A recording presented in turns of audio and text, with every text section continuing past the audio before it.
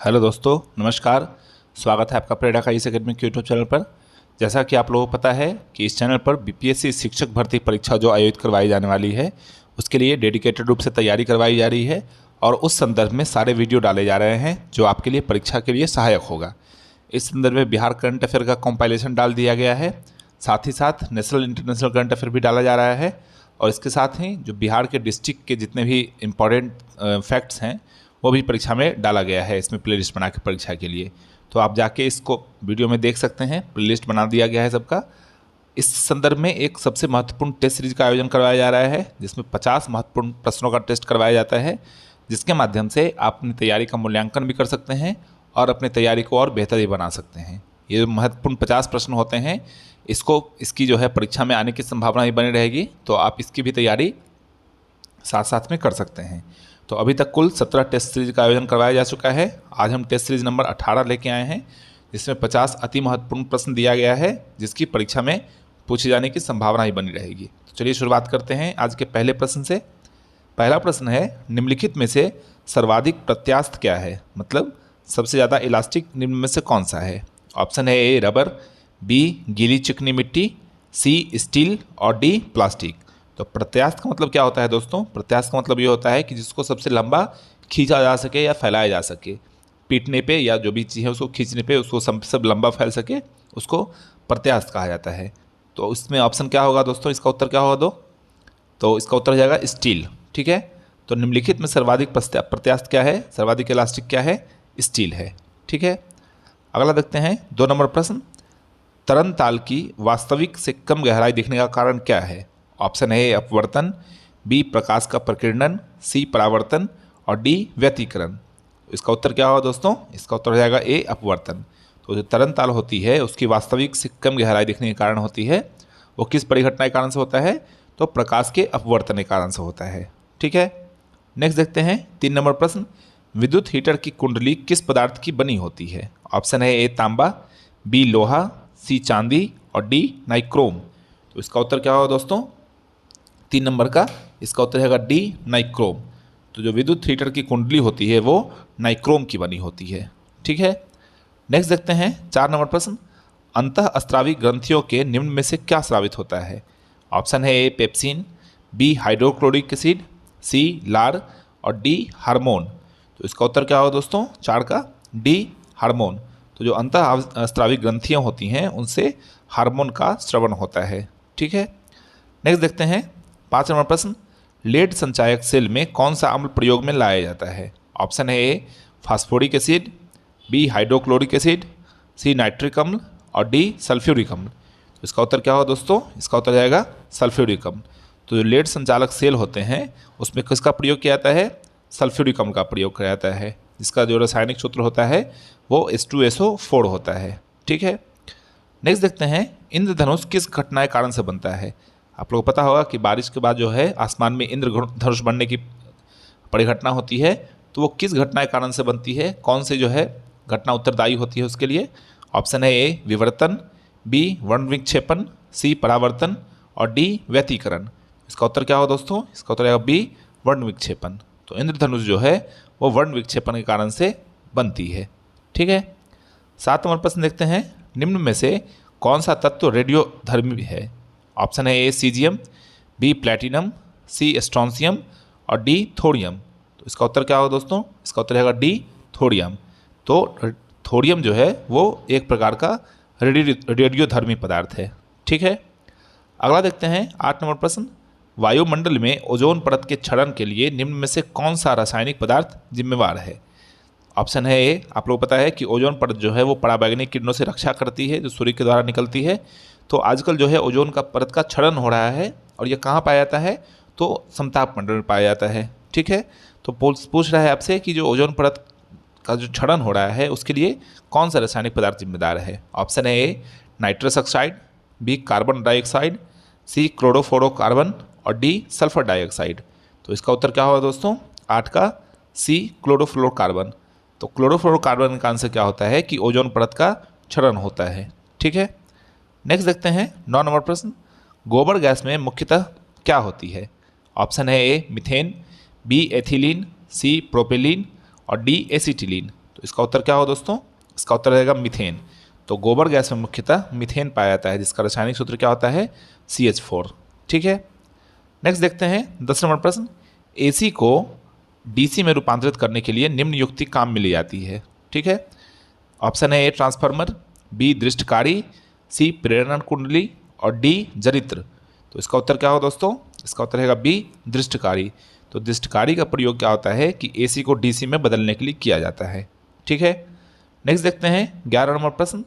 उत्कृष्ट धातुएं निम्न में से किसमें घुलनशील होती हैं। ऑप्शन है A नाइट्रिक अम्ल, B हाइड्रोक्लोरिक अम्ल, C सल्फ्यूरिक अम्ल और D अम्लराज। तो इसका उत्तर क्या होगा दोस्तों, इसका उत्तर रहेगा D अम्लराज। तो उत्कृष्ट धातुएं अम्लराज में घुलनशील होती हैं। ठीक है, नेक्स्ट देखते हैं 12 नंबर प्रश्न। वर्षा के बूंदों के गोलाकार होने के क्या कारण हैं। ऑप्शन है A वायुमंडलीय दाब, B क्षैणता, C पृष्ठ तनाव और D गुरुत्वीय बल। तो इसका उत्तर क्या होगा दोस्तों 12 का, इसका उत्तर जाएगा C पृष्ठ तनाव, जिसको आप इंग्लिश में सरफेस टेंशन के नाम से जानते हैं। तो सरफेस टेंशन एक ऐसी परिघटना है जिसमें कोई भी पदार्थ जो है अपने न्यूनतम स्थान में घेरने की प्रवृत्ति रखती है, और इसी कारण से क्या होता है कि वर्षा की बूंदें गोलाकार होती हैं। ठीक है, नेक्स्ट देखते हैं 13 नंबर प्रश्न। निम्नलिखित में से कौन सी गैस न्यूनतम ताप पर द्रव में परिवर्तित होती है। ऑप्शन है A hydrogen, B oxygen, C helium और D नाइट्रोजन। तो इसका उत्तर क्या होगा दोस्तों, इसका उत्तर रहेगा हीलियम। तो हीलियम जो है वह न्यूनतम तापमान पर भी गैस में परिवर्तित हो जाती है। ठीक है, 14 नंबर प्रश्न देखते हैं। मानव शरीर में हड्डियों की कुल संख्या कितनी होती है। एक वयस्क मानव शरीर में हड्डियों की संख्या पूछी जा रही है आपसे। ऑप्शन है A 187, B 287, C 206 और D 306। तो इसका उत्तर क्या होगा दोस्तों 14 का C 206। तो मानव शरीर में हड्डियों की कुल संख्या कितनी होती है 206। ठीक है, नेक्स्ट देखते हैं साधारण नमक का रासायनिक नाम क्या है। ऑप्शन है A sodium chloride, B sodium nitrate, C ammonium chloride और D कैल्शियम क्लोराइड। इसका उत्तर क्या होगा दोस्तों, इसका उत्तर रहेगा A सोडियम क्लोराइड, जिसका रासायनिक सूत्र क्या होता है NaCl। ठीक है, सोडियम क्लोराइड। तो रासायनिक नमक जो होते हैं, साधारण नमक जो होते हैं, उनको सोडियम क्लोराइड के नाम से भी जाना जाता है। ठीक है, अगला देखते हैं 16 नंबर प्रश्न। निम्न में से किस लेखक ने मुस्लिम इन इंडियन सिटी नामक पुस्तक लिखी है। ऑप्शन है A Tahmima Anam, B doctor APJ Abdul Kalam, C Khalid Mohammad और D हामिद अंसारी। तो इसका उत्तर क्या हो दोस्तों, इसका उत्तर आएगा D हामिद अंसारी। तो आप लोग पता है कि हामिद अंसारी जो है भारत के उपराष्ट्रपति रह चुके हैं, उन्होंने मुस्लिम इन इंडियन सिटी नामक पुस्तक लिखी है। ठीक है, नेक्स्ट देखते हैं 17 नंबर प्रश्न। निम्नलिखित में से किस महासागरीय भाग में रॉक ऑफ पॉलिनेशिया स्थित है। ऑप्शन है A उत्तरी अंध महासागर, B दक्षिणी अंध महासागर, C उत्तरी प्रशांत महासागर और D दक्षिणी प्रशांत महासागर। तो इसका उत्तर क्या होगा दोस्तों, इसका उत्तर रहेगा D दक्षिणी प्रशांत महासागर। तो रॉक ऑफ पॉलिनेशिया कहाँ स्थित है, दक्षिणी प्रशांत महासागर में स्थित है। ठीक है, अगला देखते हैं 18 नंबर प्रश्न। पुणे की यरवदा केंद्रीय जेल में महाराष्ट्र की सबसे बड़ी जेल है, इसकी स्थापना ब्रिटिश द्वारा किस वर्ष की गई थी। ऑप्शन है A 1851, B 1861, C 1871 और D 1881। तो इसका उत्तर क्या हो दोस्तों, इसका उत्तर रहेगा A 1851 ईस्वी में। तो जो पुणे की यरवदा जेल है, केंद्रीय जेल, वो महाराष्ट्र की जो सबसे बड़ी जेल है, इसकी स्थापना ब्रिटिश काल में 1851 ईस्वी में की गई थी। ठीक है, अगला देखते हैं 19 नंबर प्रश्न। कावेरी जल विवाद किस राज्यों के बीच में है।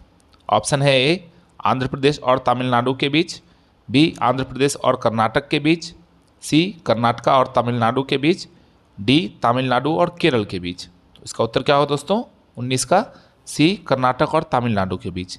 तो कावेरी जल विवाद जो है वो कर्नाटक और तमिलनाडु राज्य के बीच में है। ठीक है, अगला देखते हैं 20 नंबर प्रश्न। निम्नलिखित राज्यों में से किसे वर्जीनिया तंबाकू के उत्पादन में एक अधिकार प्राप्त है। ठीक है, किसके उत्पादन में, वर्जीनिया तंबाकू के उत्पादन में। ऑप्शन है A Andhra Pradesh, B Uttar Pradesh, C Bihar और D कर्नाटक। तो इसका उत्तर क्या हो दोस्तों, इसका उत्तर रहेगा A आंध्र प्रदेश। तो आंध्र प्रदेश में वर्जीनिया तंबाकू का उत्पादन किया जाता है। ठीक है, अगला देखते हैं 21 नंबर प्रश्न। भारत के किस राज्य में भिलाई इस्पात प्लांट स्थित है। ठीक है। आप लोग पता है कि भिलाई जो है वो स्टील प्लांट के लिए मशहूर है। तो पूछ रहा है आपसे कि वह किस राज्य में स्थित है। ऑप्शन है ए उड़ीसा, बी झारखंड, सी मध्य प्रदेश और डी छत्तीसगढ़। इसका उत्तर क्या होगा दोस्तों? इसका उत्तर रहेगा डी छत्तीसगढ़। तो भिलाई इस्पात संयंत्र जो प्लांट जो है वो छत्तीसगढ़ राज्य में स्थित है।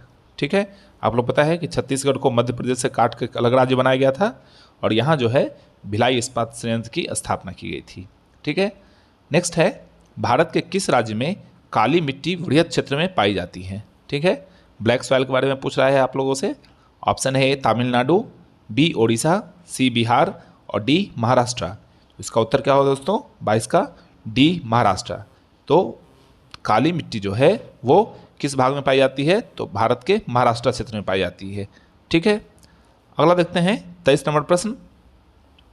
इनमें से कौन उम्र में प्राचीनतम है? ऑप्शन है ए शिवालिक श्रेणी, बी विंध्य श्रेणी, सी अरावली श्रेणी और डी सतपुरा श्रेणी। इसका उत्तर क्या होगा दोस्तों? इसका उत्तर जाएगा सी अरावली श्रेणी। तो जो अरावली श्रेणी का विस्तार है इसके हिसाब से आप देखेंगे तो यह उम्र में सबसे प्राचीनतम पर्वत श्रेणी है। ठीक है। नेक्स्ट देखते हैं 24 नंबर प्रश्न। पन्ने हीरे की खान कहाँ अवस्थित है? ऑप्शन है ए कर्नाटक में, बी उड़ीसा में, सी छत्तीसगढ़ में और डी मध्य प्रदेश में। तो इसका उत्तर क्या होगा दोस्तों? इसका उत्तर है डी मध्य प्रदेश में। तो जो पन्ना हीरे की खान है वो कहाँ स्थित है? मध्य प्रदेश में स्थित है। ठीक है। अगला देखते हैं 25 नंबर प्रश्न। भारत में अधिकतर खाया जाने वाला खाद्यान्न कौन सा है? ऑप्शन है ए गेहूँ, बी मकई, सी चावल और डी बाजरा। तो इसका उत्तर क्या होगा दोस्तों? 25 का इसका उत्तर रहेगा सी चावल।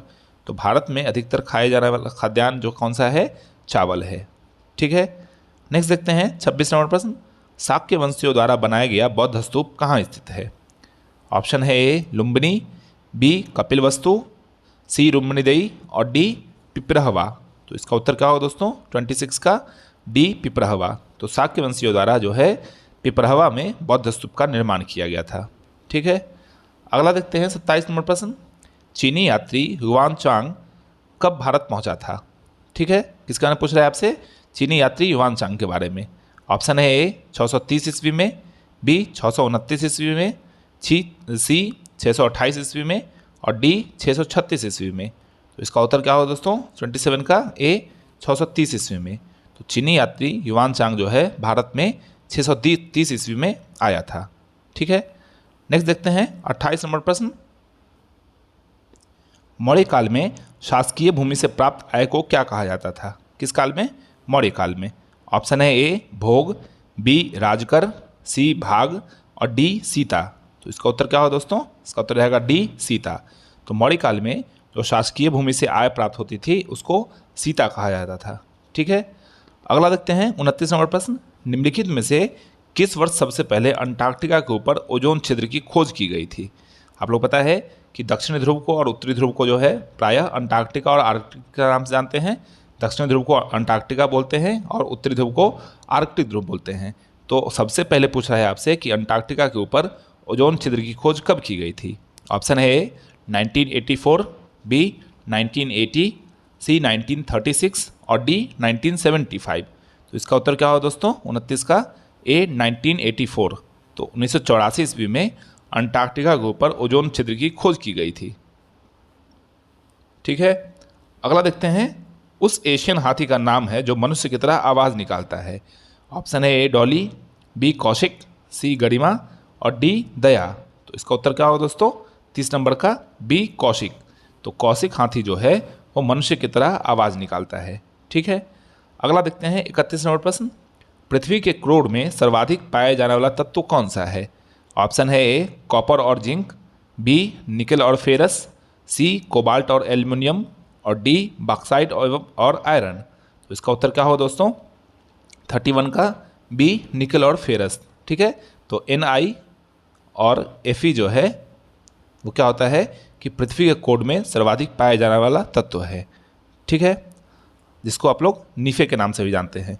तो आपको पता है कि सियाल, सीमा और नीफे ये पृथ्वी के 3 परतें हैं। तो सबसे जो आंतरिक परत है नीफे उसमें निकेल और फेरस पाया जाता है। नेक्स्ट है 32 नंबर प्रश्न। निम्नलिखित में से कौन Sachin born to bat the journey of cricket ultimate century के पुस्तक के लेखक हैं? ऑप्शन है ए कपिल देव, बी बोरिया मजुमदार, सी किरण बेदी और डी खालिद एच अंसारी। तो इसका उत्तर क्या होगा दोस्तों? 32 का डी खालिद एच अंसारी। तो खालिद अंसारी जो हैं वो Sachin born to bat the journey of cricket ultimate centurion के लेखक हैं। ठीक है, अगला है भोपाल गैस कांड किस वर्ष हुआ था? आप लोग पता है कि मिथाइल आइसोसाइनाइड के जो है रिसाव से भोपाल गैस कांड हुआ था। ये पूछ रहा है कि ये किस वर्ष हुई थी। ऑप्शन है ए 1985 ईस्वी, बी 1984 ईस्वी, सी 1986 ईस्वी और डी 1987 ईस्वी। तो इसका क्या होता है उत्तर हो जाएगा दोस्तों? बी 1984 ईस्वी। तो भोपाल गैस कांड जो है 1984 में हुआ था। ठीक है, नेक्स्ट देखते हैं 34 नंबर प्रश्न। निम्नलिखित में से किस राज्य से कर्क रेखा नहीं गुजरती है? ठीक है, ऑप्शन है, क्या पूछ रहा है आपसे, फिर ध्यान रखेंगे आप लोग, नहीं गुजरती है। ऑप्शन है ए बिहार, बी छत्तीसगढ़, सी त्रिपुरा और डी मिजोरम। तो इसका उत्तर क्या होगा दोस्तों? 34 का ए बिहार। तो बिहार से जो है वो कर्क रेखा नहीं गुजरती है। कर्क रेखा कुल 8 राज्यों से गुजरती है। कौन कौन राज्य से गुजरती है आप कमेंट सेक्शन में कमेंट करके बताएंगे। अगले वीडियो में मैं इसके बारे में आप लोग को बताऊंगा। ठीक है, नेक्स्ट है 35 नंबर प्रश्न। निम्न में से किस प्रदेश में क्षारीय मिट्टी का विस्तार सबसे अधिक है? ऑप्शन है ए हरियाणा, बी पंजाब, सी राजस्थान और डी उत्तर प्रदेश। तो इसका उत्तर क्या होगा दोस्तों? 35 का डी उत्तर प्रदेश। तो उत्तर प्रदेश में क्षारीय मिट्टी का विस्तार सबसे अधिक पाया जाता है। ठीक है, अगला देखते हैं 36 नंबर प्रश्न। महापुराणों की संख्या कितनी मानी जाती है? ऑप्शन है ए 10, बी 12, सी 5 और डी 18। तो इसका उत्तर क्या होगा दोस्तों? 36 का डी 18। तो महापुराणों की कुल संख्या कितनी मानी जाती है? 18 मानी जाती है। ठीक है, अगला देखते हैं 37। निम्नलिखित में से किसको शक संवत की स्थापना का श्रेय दिया जाता है? ऑप्शन है ए शकों को, बी कुषाणों को, सी मौर्यों को और डी गुप्त को। तो इसका उत्तर क्या होगा दोस्तों? 37 का बी कुषाणों को। ठीक है, तो 78 ईस्वी में क्या हुआ था कि शक संवत की शुरुआत होती है और इसकी स्थापना का श्रेय किसको आता है? कुषाणों को दिया जाता है। ठीक है, नेक्स्ट देखते हैं बराबर की गुफाओं को अशोक ने किस संप्रदाय को दान में दिया था? ऑप्शन है ए बौद्ध, बी जैन, सी आजीवक और डी ब्राह्मण। तो इसका उत्तर क्या होगा दोस्तों? इसका उत्तर आएगा सी आजीवक को। तो बराबर की जो गुफाएं हैं उनको सम्राट अशोक ने आजीवकों को दान स्वरूप प्रदान किया था। ठीक है, नेक्स्ट देखते हैं 39 नंबर प्रश्न। जिस काल में कृषि का प्रादुर्भाव हुआ वह काल कौन सा काल कहलाता था? ऑप्शन है ए पुरापाषाण काल, बी नवपाषाण काल, सी ताम्रपाषाण काल और डी प्रतिनूतन काल। तो इसका उत्तर क्या होगा दोस्तों? इसका उत्तर रहेगा नवपाषाण काल। तो नवपाषाण काल में कृषि का भारत में प्रभाव हुआ था। ठीक है, नेक्स्ट देखते हैं 40 नंबर प्रश्न। निम्नलिखित में से किसने सविनय अवज्ञा आंदोलन को प्रारंभ किया था? आपको पता है कि सविनय अवज्ञा आंदोलन जो है 1930 में हुआ था, जब दांडी की यात्रा किए थे। तो साबरमती के आश्रम से चलकर दांडी तक पहुंचे थे और वहाँ पर नमक बनाया था। तो पूछ रहा है आपसे कि इसको किसने प्रारंभ किया था? बहुत ही सरल प्रश्न है दोस्तों। इसका ऑप्शन है ए लाला लाजपत राय, बी सुभाष चंद्र बोस, सी महात्मा गांधी और डी सरदार पटेल। इसका उत्तर आप सभी लोगों को पता है, इसका उत्तर हो जाएगा महात्मा गांधी। ठीक है, नेक्स्ट देखते हैं 41 नंबर प्रश्न। भारत का अंतिम वायसराय निम्नलिखित में कौन था? ऑप्शन है A Lord Webel, B Lord Mountbatten, सी चक्रवर्ती राजगोपालाचारी और डी उपर्युक्त में से कोई नहीं। इसका उत्तर क्या होगा दोस्तों? इसका उत्तर आएगा बी लॉर्ड माउंटबेटन। तो भारत का अंतिम वायसराय कौन था? लॉर्ड माउंटबेटन था। और आपसे पूछे कि प्रथम वायसराय कौन था, तो आप सभी लोगों को पता है वो लॉर्ड कैनिंग थे। ठीक है, नेक्स्ट है 42 नंबर प्रश्न। निम्नलिखित में से किसके द्वारा भारत में सर्वप्रथम रेलवे लाइन की स्थापना की गई थी? ऑप्शन है A Lord William Bentinck, B Lord Auckland, C Lord Hardinge और डी लॉर्ड डलहौजी। तो इसका उत्तर क्या होगा दोस्तों? 42 का डी लॉर्ड डलहौजी। तो लॉर्ड डलहौजी के समय में 1853 में सर्वप्रथम मुंबई के थाने से जो है चलाई गई थी रेल, और ये भारत में प्रथम रेलवे लाइन के नाम से जाना जाता है। नेक्स्ट देखते हैं 43 नंबर प्रश्न।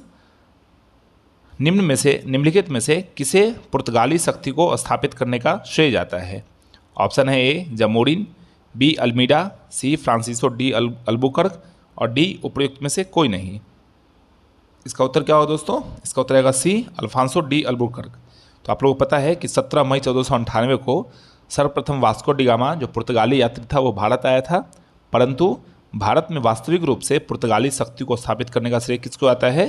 फ्रांसिस्को डी अल्मीडा को जाता है, सॉरी अल्फांसो डी अल्बुकर्क को जाता है। ठीक है, नेक्स्ट देखते हैं, निम्नलिखित बंगाल के नवाबों में से कौन पलासी के युद्ध में अंग्रेजों से पराजित हुआ था? तो आप लोग पता है कि पलासी का युद्ध जो है वो 23 जून कब हुआ था? 1757 ईस्वी को। ठीक है, किसके बीच हुआ था? तो अंग्रेजों के साथ किसने लड़ा था इसमें? ऑप्शन है ए अलीवर्दी खां, बी मीर जाफ़र, सी सिराजुद्दौला और डी मुर्शीद कुली जाफ़र खां। तो इसका उत्तर क्या है दोस्तों? इसका उत्तर रहेगा सी सिराजुद्दौला। तो सिराजुद्दौला ने पलासी के युद्ध में अंग्रेजों के साथ जो है लड़ाई की थी, जिसमें उसकी हार हो गई थी। ठीक है, नेक्स्ट देखते हैं 45 नंबर प्रश्न, निम्नलिखित में से किसने जहांगीर के दरबार का सजीव वर्णन किया था? तो पूछ रहा है आपसे कि कौन सा जो है विदेशी यात्री जिसने जहांगीर के दरबार की यात्रा की थी और उसका सजीव वर्णन किया था। ऑप्शन है A Niccolo Conti, B Abdul Razzaq, C Bernier और डी सर थॉमस रो। तो इसका उत्तर क्या हो दोस्तों? 45 का डी सर थॉमस रो। तो थॉमस रो जो है वो जहांगीर के दरबार में आए थे और उसकी यात्रा का सजीव वर्णन किया था। ठीक है, नेक्स्ट देखते हैं 46 नंबर प्रश्न, निम्नलिखित में से किस शासक के अंतर्गत 8 मंत्रियों की समिति अथवा अष्टप्रधान जो है उसकी रचना की गई थी? ऑप्शन है ए कृष्णदेव राय, बी महाराणा प्रताप, सी शिवाजी और डी जसवंत सिंह। तो इसका उत्तर क्या हो दोस्तों? 46 का सी शिवाजी। तो अष्टप्रधान की जो है रचना किसके समय में की गई थी? शिवाजी के समय में की गई थी। ठीक है, नेक्स्ट है, निम्नलिखित में से किस राजवंश द्वारा मनसबदारी प्रथा का आविष्कार किया गया था? ऑप्शन है ए खिलजी वंश, बी तुगलक वंश, सी लोधी वंश और डी मुगल वंश। तो इसका उत्तर क्या हो दोस्तों? इसका उत्तर आएगा डी मुगल वंश। तो मुगल वंश के शासकों के द्वारा क्या किया गया था? सर्वप्रथम मनसबदारी प्रथा का आविष्कार किया गया था। ठीक है, अगला देखते हैं 48 नंबर प्रश्न, तराइन के द्वितीय युद्ध में कौन सा भारतीय शासक पराजित हुआ था? ऑप्शन है ए पृथ्वीराज चौहान, बी जयचंद, सी जयसिंह सिद्धराज और डी अर्नोराज। तो इसका उत्तर क्या हो दोस्तों? 48 का पृथ्वीराज चौहान। तो पृथ्वीराज चौहान को जो है मोहम्मद गौरी ने पराजित किया था कब? 1192 के तराइन के युद्ध में। और इसके साथ ही जो है भारत में उसके उपरांत 1206 ईस्वी में कुतुबुद्दीन ऐबक द्वारा प्रथम मुस्लिम वंश, जिसको आप गुलाम वंश के नाम से जानते हैं, की स्थापना की गई थी। ठीक है, नेक्स्ट देखते हैं 49 नंबर प्रश्न, हाल ही में DRDO द्वारा अग्नि प्राइम बैलिस्टिक मिसाइल का सफल परीक्षण कहाँ किया गया? ऑप्शन है ए ओडिशा, बी तमिलनाडु, सी असम और डी कर्नाटक। तो इसका उत्तर क्या हो दोस्तों? इसका उत्तर रहेगा ए ओडिशा। तो हाल ही में DRDO द्वारा अग्नि प्राइम बैलिस्टिक मिसाइल का सफल परीक्षण कहाँ किया गया? ओडिशा में किया गया। ठीक है, अगला देखते हैं 50 नंबर प्रश्न, हाल ही में किस देश ने 2030 तक चांद पर इंसान को भेजने की घोषणा की है? ऑप्शन है ए अमेरिका, बी चीन, सी भारत और डी रूस।